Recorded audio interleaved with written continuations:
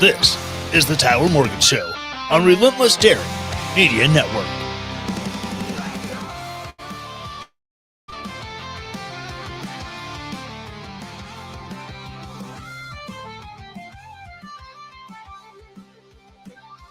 Welcome to the land of bourbon and bad decisions, where the nights are long and the truth cuts deep. Voices rise against the tide with clear intentions in the place where freedom never sleeps. Echoes of the past in the halls of tomorrow. The light will chase away the whispers of sorrow. Stand tall, never bow, the fight's just beginning. With every word, the fire keeps on spinning. After all, you got a message for the nation. Raising up the flag with no hesitation. Through the storm, the fire burns bright. On the edge of reason, we defend our rights. Whoa. Welcome back to Land of Bourbon and Bad Decisions. This is the Tyler Morgan Show live on twitch.tv and youtube.com/@the-Tyler-Morgan-Show. Yeah, I'm streaming on two different channels. StreamYard's doing some things, makes more fun. If you are new to all of this, checking this out live or YouTube, podcast, whatever, be sure to subscribe, rate, review, all that. If you're watching this on YouTube, please be sure to subscribe on it. Subscribe on YouTube, youtube.com/@the-Tyler-Morgan-Show.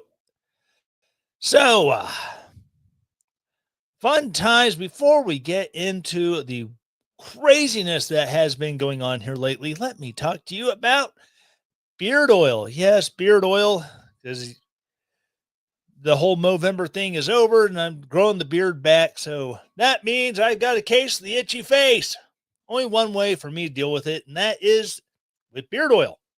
And I use beard oil from bluecollarbeardsman.com. Be sure to check the link in the show notes or scan that QR code in the corner. Go and check them out. They've got an amazing lineup of scents for beards. You can join their subscription program and you get the scent of the month sent to you every month. Or check out their other lineup of great products: beard washes, beard conditioners, apparel, combs and beard brushes, all that stuff. Check them out today, bluecollarbeardsman.com. Beard oil that works as hard as you do. All right. So, getting into the world of the crazy. I know it's been a couple weeks, holidays and stuff. It's just been super busy.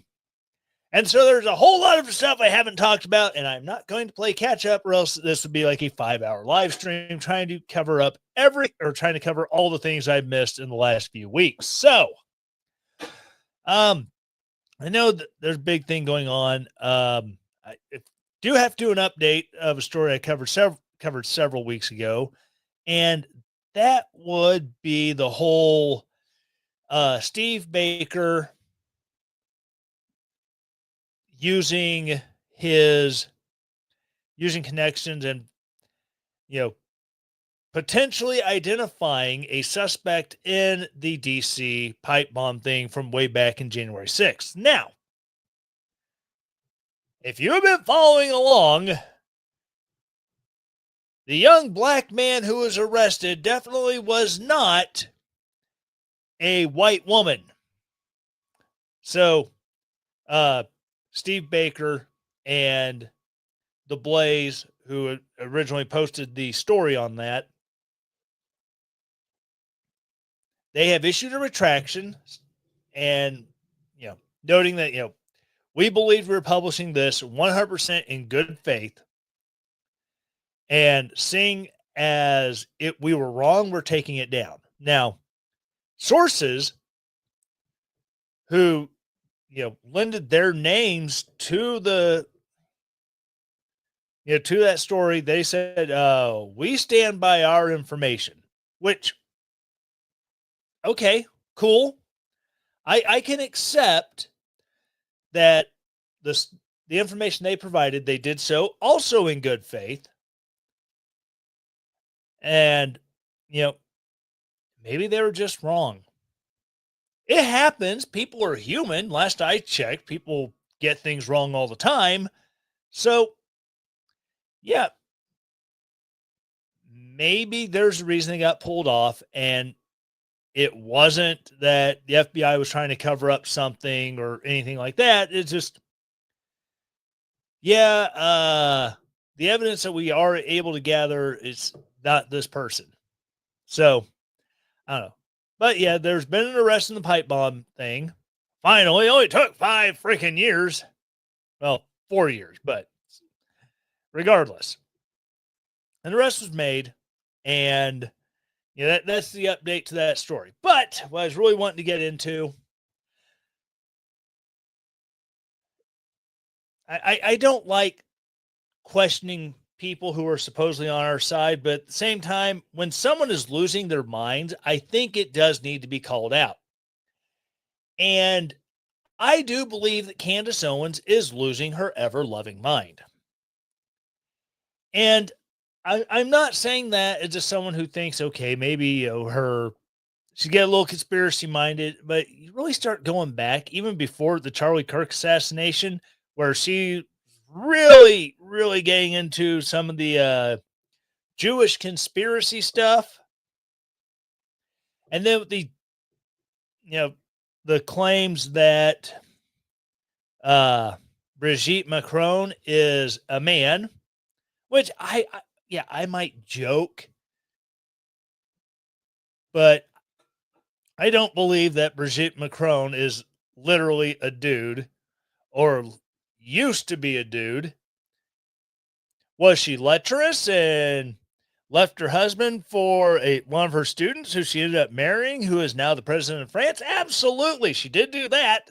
Not denying that one at all. But I don't think she used to be a dude. But as that story has kind of unfolded, and then, Macrons have filed a lawsuit against Candace Owens here in the state. And, you start seeing all sorts of crazy. Then the Charlie Kirk assassination, which gets more, it was the Jews type conspiracies going on. And then a couple weeks ago, she had this post about how the Macrons and the government of France have hired hitmen and assassins to come after her. And oh my gosh, if something bad happens, it was the French. And now, seeing a story today that friends of mine were sharing on our Discord server, and her husband had to talk her down from taking all of this evidence that Charlie Kirk was assassinated by people in his own organization and going to a Turning Point event in Arizona, I believe, to meet with Erica Kirk to lay out all the evidence about how it was this guy and that guy with money going to those people over there who got the gun and gave it to this kid. And it was just, she is turning into Charlie Day. I'd like to apologize. My dog's an asshole. She's turning into Charlie Day from It's Always Sunny in Philadelphia. We've seen the meme of all the stuff on the wall and all the red string connecting the dots. And Candace Owens, here's the part where I really think it brings to light where she's at. She said that her husband controls the household and he would not let her go. It's like, okay, your husband is that controlling in your home life. I mean, you're obviously the breadwinner, and he's not going to let you go. He's not giving you permission. As the husband, he's saying, No, I'm not letting you do that. See, I don't think that's what's happening because one thing I've noticed is that if someone is, you know, deluded themselves into being the victim about one thing, in this case, so a mass conspiracy against her and the Macrons are trying to assassinate her and the Jews and this, that, and the other. You're That's not going to be the only thing that you are deluding yourself into being a victim about. And I 100% believe it's not her husband being a controlling, domineering jerk that's keeping her from going to Arizona to meet with Erica Kirk at this Turning Point event and to lay out this evidence. I think this is a husband who goes, "Oh my God, my wife has lost her effing mind. I need to protect her from her." That's what I think the situation is.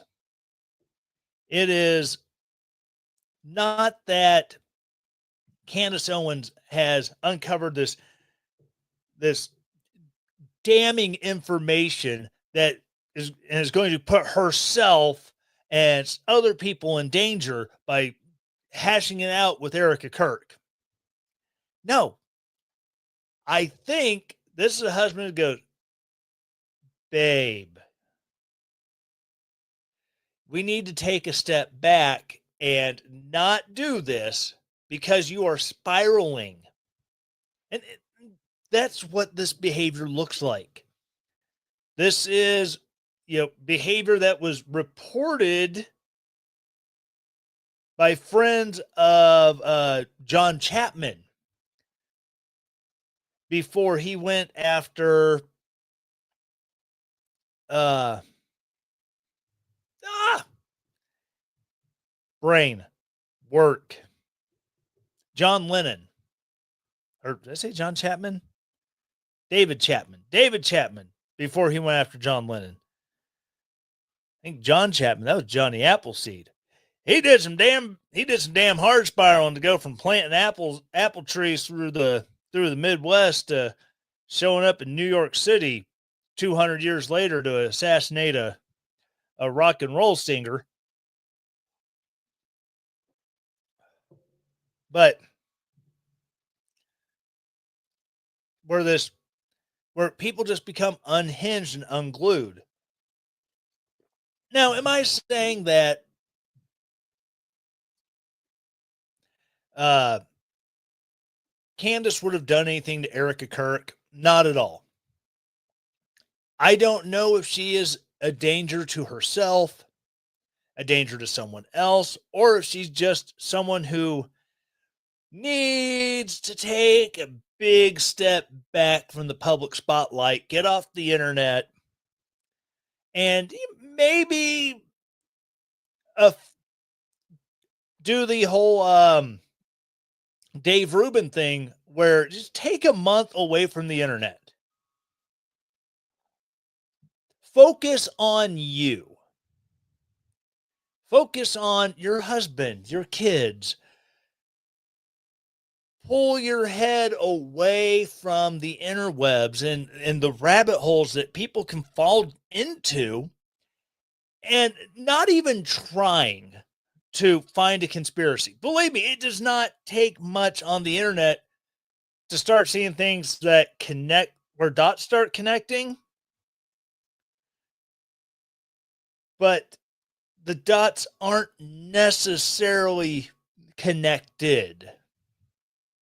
You know, what what's the old saying? Correlation is not causation.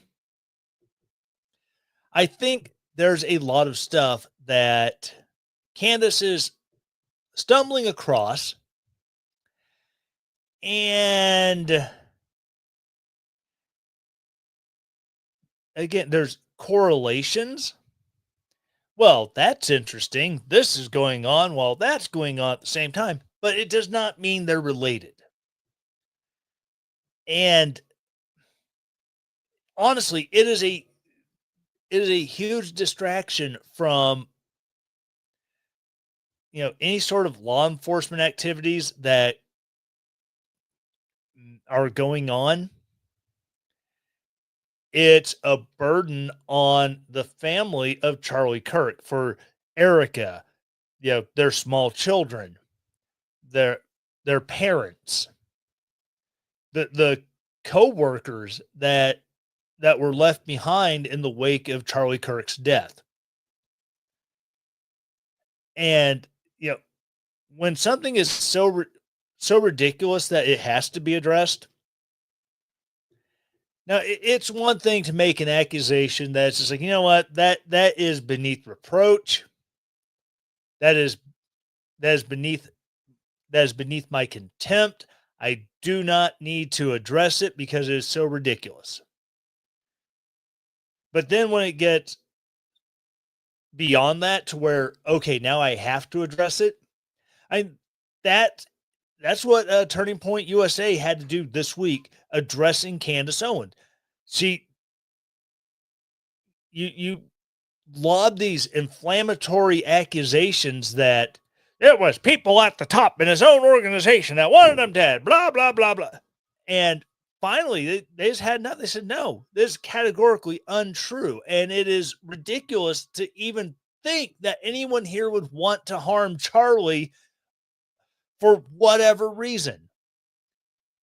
Now, there's been some texts and emails that have come out where he was mad about the Israel situation and mad about certain things, but not at the point where he was alienating his own staff. Not at the point where his staff got, Charlie's done lost it. We need to take care of him. We need to done. No, none of that. And you know, I've never been a huge Candace Owens fan. I never really listened to her on anything.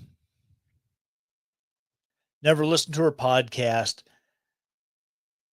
But when she was right about stuff, I'm like, oh, well, that's interesting. Okay. But as other people have pointed out online, her first, her big break that she thought she was going to be was the next Laura Loomer. And basically doing the whole left wing thing from the right of having a website doxing people.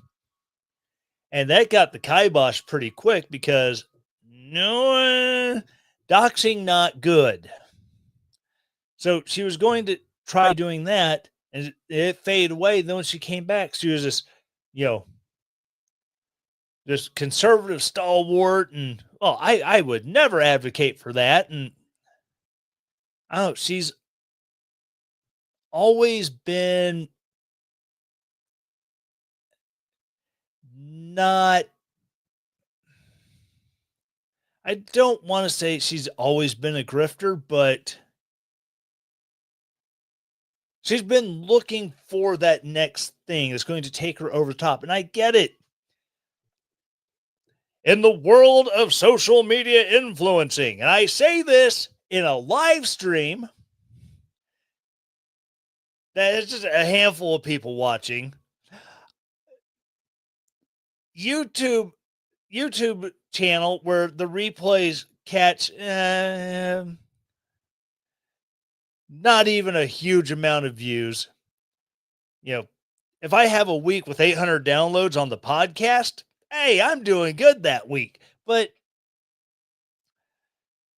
it's one of these things where you're looking for ways to increase your views.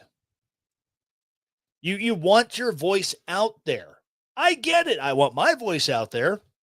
Am I willing to drop money to, really self-promote and, tweak the SSOs and all that to really make me stand out? Am I willing to say inflammatory things just for the sake of saying inflammatory things because it'll get more people listening to my podcast and watching my channels. No. Why is that? Oh, because I have this thing. It's way down deep in here. It's called integrity. I will never say something that I do not mean, and I will mean every damn word that comes out of my mouth. I won't tell a lie to you intentionally. I might get information wrong. I might misstate something, but it's not something intentional.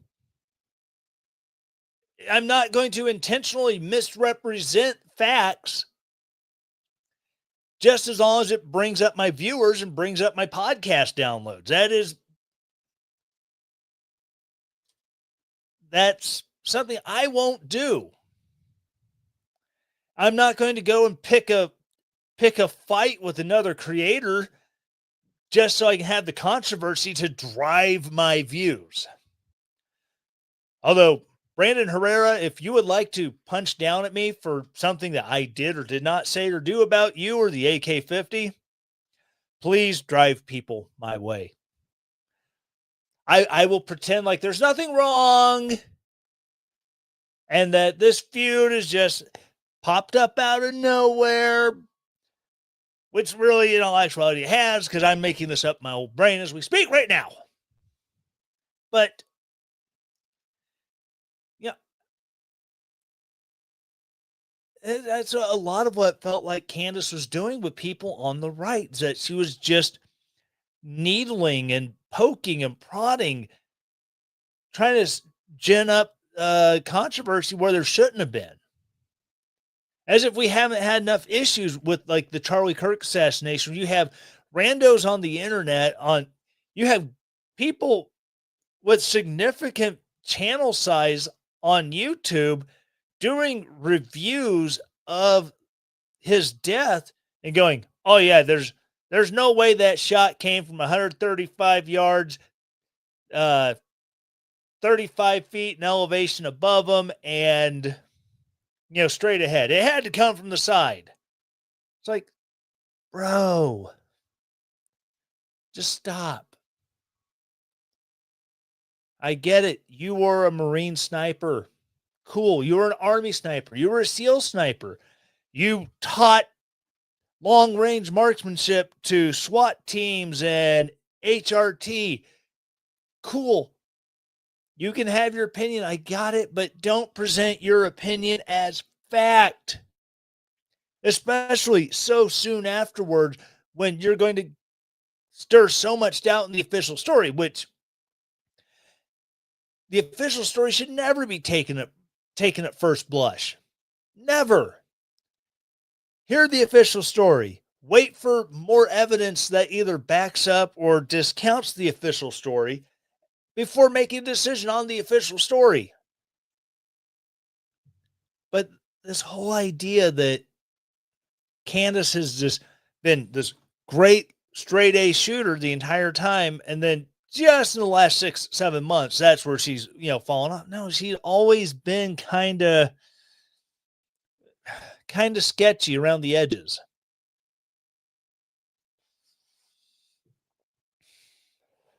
But I don't know. It's the Chinese curse. May you live in interesting times. That is that's where we're at. The right, you have so many people. You have Tucker Carlson platforming that racist twink. Oh no, I said twink. That racist douche canoe, Nick Fuentes. Tucker Carlson, who has one of the largest platforms on the right as an independent. He used to work for Cato. He used to, he was on Fox News. When Bill O'Reilly was let go and Tucker took that spot, he started blowing O'Reilly's numbers out of the water. And he took a huge following with him when he was let go. And he started his own thing. And then he's platforming that. anti-Semitic, neo-Nazi twat waffle. And why? Crowder just did a sit down uh with Fuentes. Why? Because the last thing anybody needs to be doing, even if you are bringing Fuentes in to just absolutely excoriate him and for his beliefs,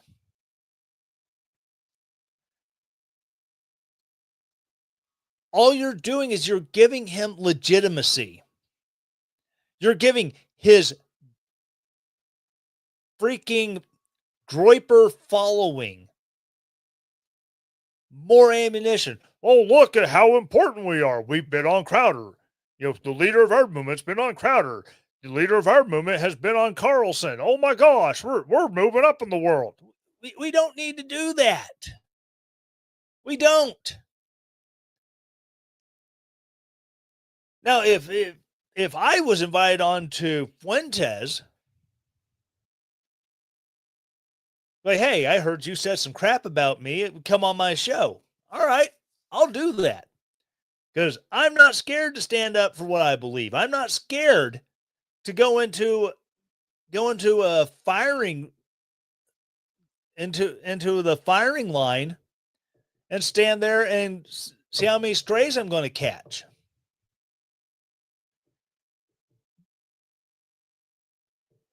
And hey, guess what? More people learn my name because he punches down. But that is so ridiculous that the right is starting to mainstream these, aberrant ideas, and people who say the dumbest crap. So I don't know it, but I really worry about Candace Owens that she is beginning a downward spiral that's going to end up with her taking a grippy sock vacation because she just loses her grasp on the reality of what's going on in the world. And yeah, I don't hope that for her, but I'm scared that's what the outcome is going to be. All right, so I'm going to move on to some hopefully bigger and better things. But first, I need to talk to you about coffee. Yes, that's right, coffee, the drink that makes the world go round. And my favorite coffee is from the fine folks at American Pride Roasters. Now, here a couple weeks ago on the Twitters, I saw that Dave had said they had a new flavor to try. Now, I'm not a flavored coffee guy, but when he put on Twitter that the George Washington Carver brand George Washington Carver roast was going to be the regular peanut butter flavored coffee.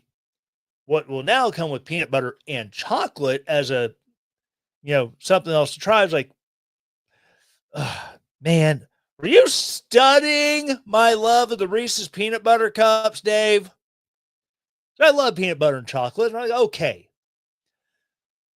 I know I'm a regular flavored coffee guy, or a regular coffee flavored coffee guy. So I jumped in. I got the coffee flavored, or I got the peanut butter and chocolate flavored coffee. A week later, it shows up, and I take my coarse ground George Washington Carver peanut butter and chocolate blend coffee, throw it in the old French press, let it soak in scalding hot water, and gave her a shot. And I will be damned, that was not chef's kiss amazing coffee. There was enough peanut butter and chocolate there that you could taste it, but it wasn't burying the flavor of the coffee itself. Oh my God. You got to check this stuff out. Head over to American Pride Roasters. Check out their amazing lineup of coffees, coffee drops. Uh, they have coffees that goes to sponsor nonprofits. They have coffees that are just damn good. The Teddy Roosevelt and Silent Cow. Just saying. Those two, just muy perfecto. Check them out today. All their great flavored coffees, flavored coffees, coffee drops. It's all worth checking out. AmericanPrideRoasters.com or hit that little QR code thingy there in the corner. Check them out today. American Pride Roasters, historically great coffee. All right, so you ever hear the expression, with friends like these, who needs enemies? Well, with friends like we've got, we definitely don't need enemies. So, if you haven't been following along in the news diligently, again, we're back to doing more peace talks between Ukraine and Russia. And that being said, the United States is working negotiations. Donald Trump is working negotiations. Don't mind me. I'm just adding a little Coca-Cola to my whiskey. But there's been a huge kind of freak out because people are not necessarily happy with the plans that Trump has put forth, which some of them include land concessions. Like, hey, if you guys will stop shooting, then you guys will not force the issue. Let them have a portion of land they've already taken. They can fall back to that point, and we can, in the future, peacefully negotiate the return of this land to you and the removal of the Russians from that land. That's all one of the big key points there. You have, Democrats and Republicans who, the Tom Nichols of the world, the David Frenches, the Pedo Project guys, talking about how, this is just him capitulating to Putin, blah, blah, blah, blah, blah. Okay, whatever. Let's see your plans. What plans do you have? Come on, put them forward. If you're so smart, you can figure it out. What plans would you put forward if you had the authority to do it? Lay it out there. People like to bitch and moan all the time. Well, what are Republicans going to do about Obamacare if we get rid of it? I don't know. I would like to see a plan, personally. But if you're going to sit and accuse Republicans of not having a plan for Obamacare, and then look at what Donald Trump is proposing to try to bring about an actual ceasefire and end hostilities in Ukraine between Zelensky and Putin. Where's your freaking plan? Why aren't you putting forth something that as an alternative and reaching out their channel, say, hey, Mr. President, I don't like you. I don't like your plan, but I have an idea. Here's what I think would be a good idea. Why aren't you doing it? Why? Oh, I know why. Because you make more money talking about it and getting interactions and clicks and views on the internet than you do submitting something that works. I see your game. I'm not stupid. I know you like to think I am, especially when the David Frenches of the world block me because I call them out on their stupid, retarded bullcrap. But regardless, now we're getting into the peace process, and we're starting to get multilateral talks between the U.S., Ukraine, Russia, and other nations involved.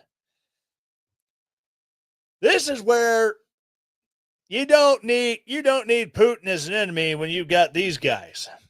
So European leaders gossip about U.S. amid apparent efforts to torpedo Trump's Russia-Ukraine peace deal. This is coming from Joseph McKinnon at The Blaze. So French President Macron warned U.S. might betray Kyiv in order to deliver peace. So President Donald Trump and members of his administration have worked doggedly over the past year to broker a lasting peace between Russia and Ukraine. While there have been multiple instances where an end to the bloodshed appeared within reach, Presidents Zelensky and Putin both have repeatedly thrown up obstacles to sealing the deal, in most cases over proposals regarding territorial concessions and security guarantees to Kyiv. There are, however, other actors in the mix who appear content to stymie the U.S. mediated peace negotiations. English language notes allegedly detailing a conference call held Monday between Zelensky, French President Emmanuel Macron, German Chancellor Friedrich Merz, and NATO Secretary General Mark Rutte, and numerous other EU leaders revealed the extent of the contempt and distrust some European leaders have for the United States as it relates to Washington's role in the peace process. According to notes that were leaked to the German publication Der Spiegel, Macron suggested there was a chance the U.S., a nation that has kept Ukraine viable with the help of hundreds of billions of dollars in top-notch armaments, as well as by sanctioning its foe, might betray Ukraine. There's a chance the U.S. will betray Ukraine on territory without clarity on security guarantees, Macron reportedly said, adding the territorial matter presents a big danger for Zelensky. Macron was among EU leaders who rejected Trump's original 28-point peace plan last month and echoed an old complaint that certain proposals would require the EU consent. His office has claimed that he did not express himself in these words, as described in the notes, but did indicate how he had expressed himself.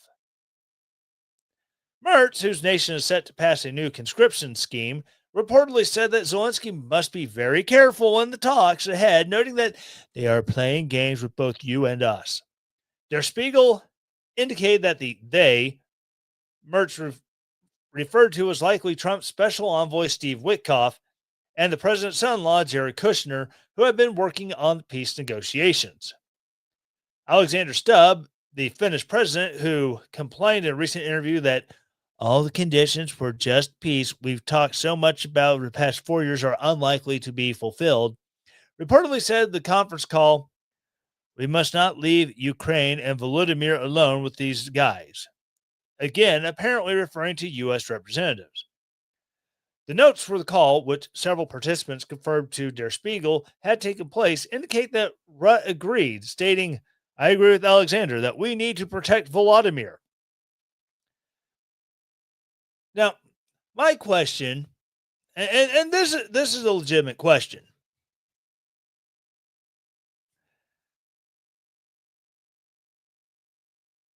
Why is it the people who are most opposed to it, the ones who wanted so badly for Ukraine and Russia to go to war and wanted Ukraine to go to war, yet at the same time have given just a fraction of financial and military aid to Ukraine that the U.S. has? Now, don't get me wrong. I know, this is the United States. This is France. United States, France. United States, France. Big country, lots of money, lots of munitions. France. Same thing with Germany and Belgium and Sweden, Norway, Finland. All the European countries are tiny, and their national populations and therefore GDPs are equivalent to many U.S. states. But just looking at a percentage of GDP and a percentage of military equipment, compared to what they have available to give, it's still a fraction of what we are doing. Like it's not even on the same ratio. Like, people complain, oh, the rich don't pay enough in taxes. And it's like, okay, but you realize that if everyone was taxed at 10%, everyone's paying 10%. Well, the rich ain't paying enough. Okay, what's 10% taxes on a person who makes, I don't know, $100,000 a year? Well, $10,000. Okay. A person makes $10 million a year. What's 10% of that? $1 million. Okay.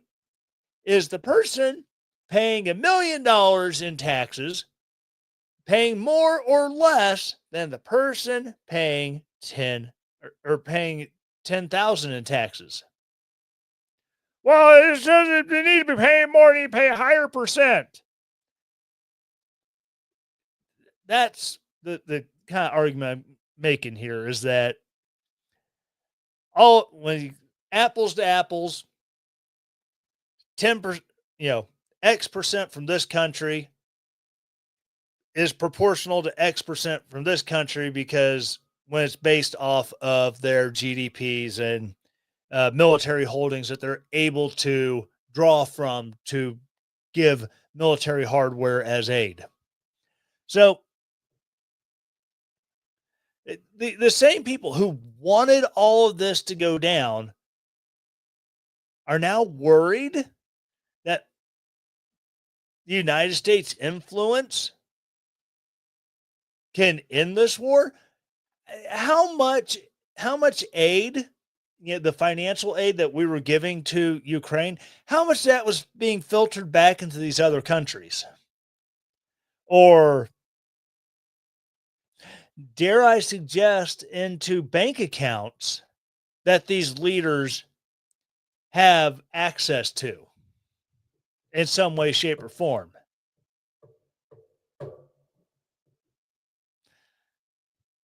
I haven't said, but I've agreed from the start that when you have, lax controls on the financial aid going to any country in the world, and not just Ukraine, any country in the world,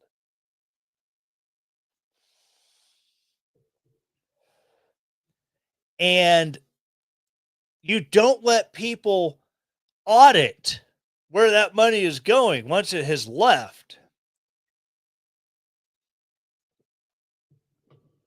it leaves you open for, I don't know, corruption. And there's been plenty of accusations about corruption on Zelensky's part, on Democrats here at home, on certain Republicans here at home when it comes to giving money to Ukraine. So you got to wonder, what would Macron and Wirtz and all these other guys, Stubb, what do they stand to lose if this peace deal were to go through without their consent?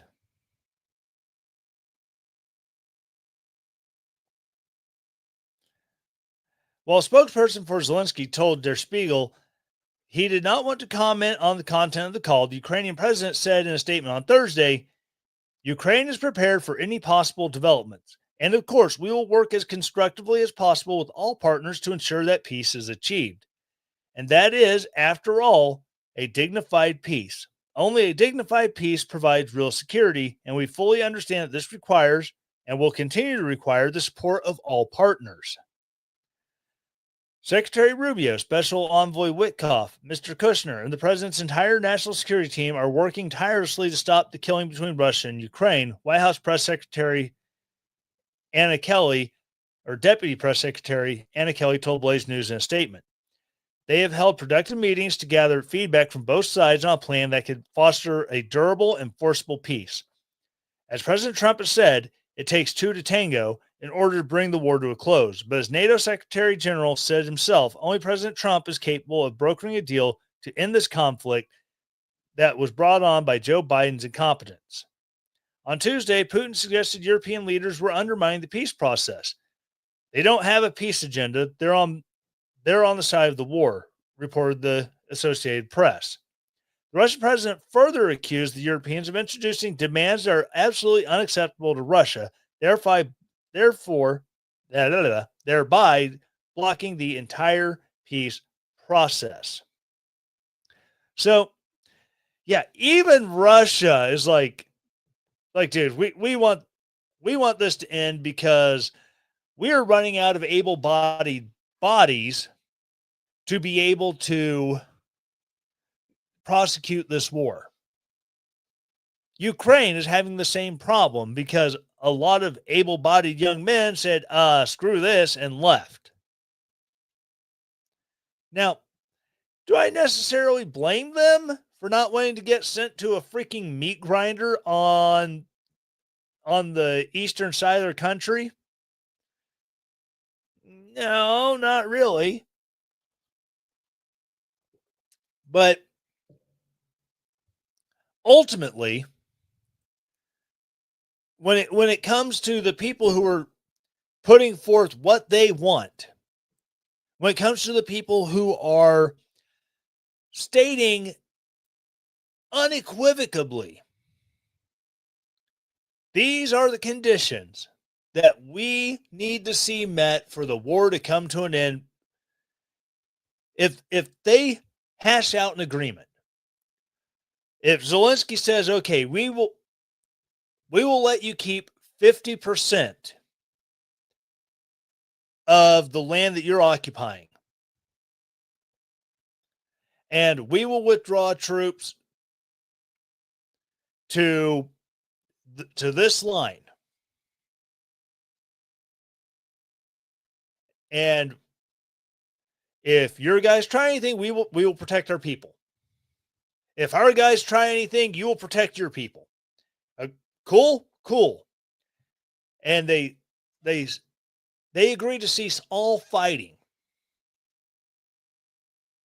Where is the rest of Europe at to say, no, that is not acceptable?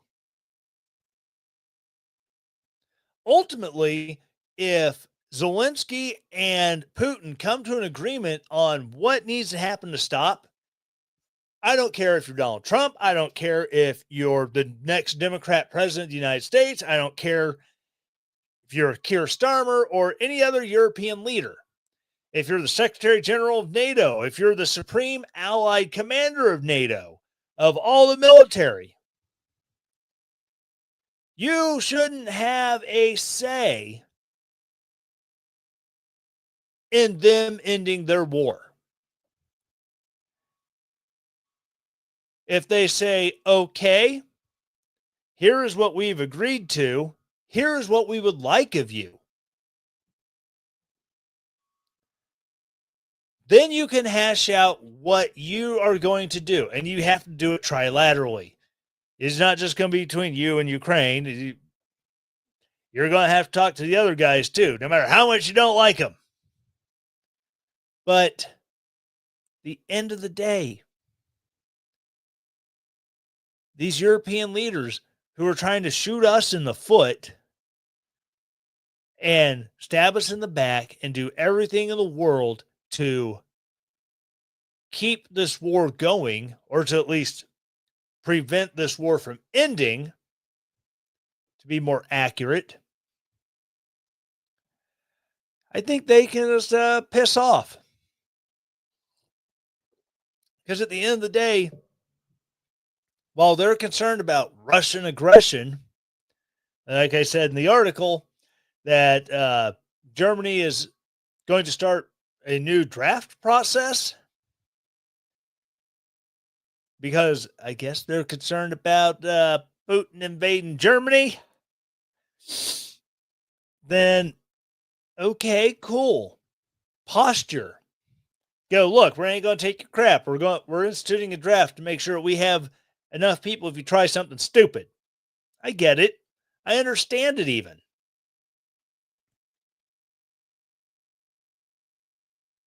But you can't say this war needs to end, but then stomp your feet and work to prevent the war from ending just because you don't, just because the people who are talking don't like your ideas. Again, this is more petulant child bullcrap. All right, see if there's anything else here to do.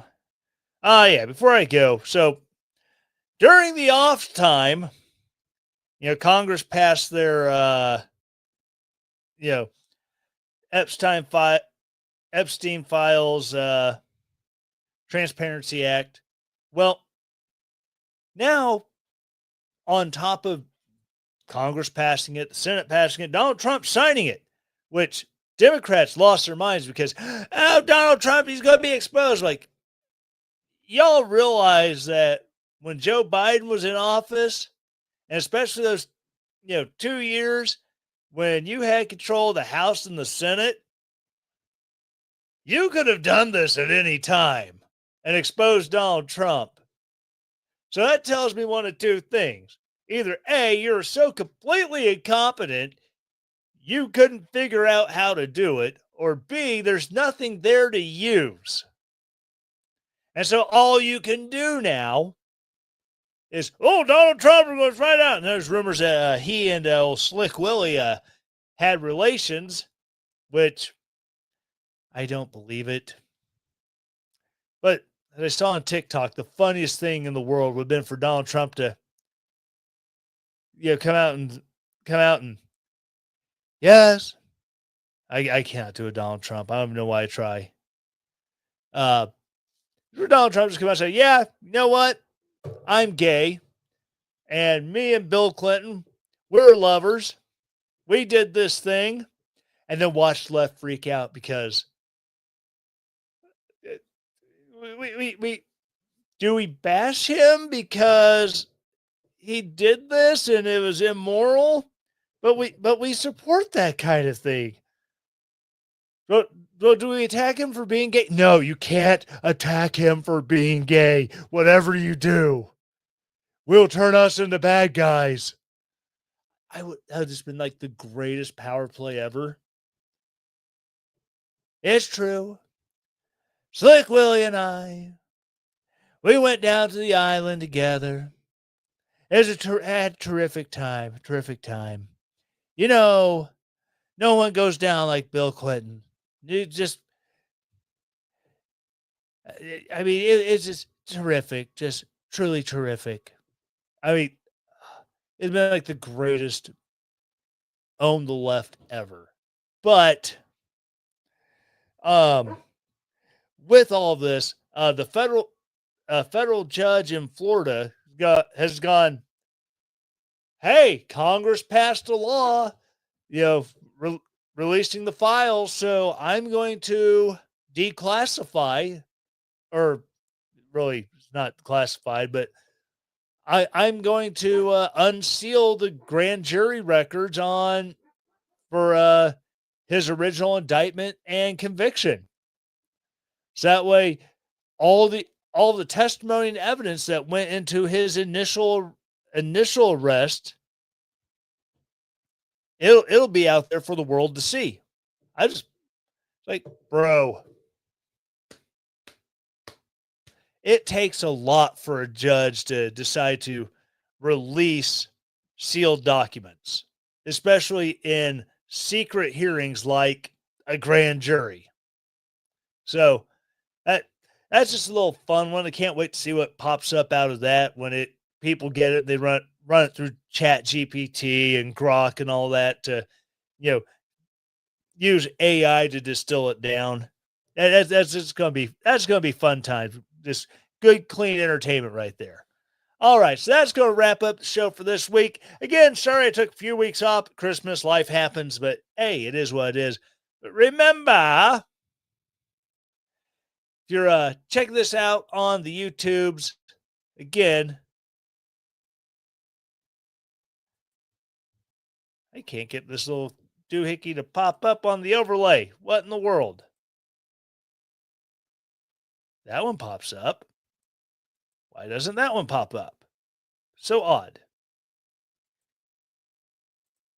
Anyways, if you're watching this on YouTube, youtube.com/ at the Tyler Morgan Show, be sure to like, subscribe, share, comment, all the good things.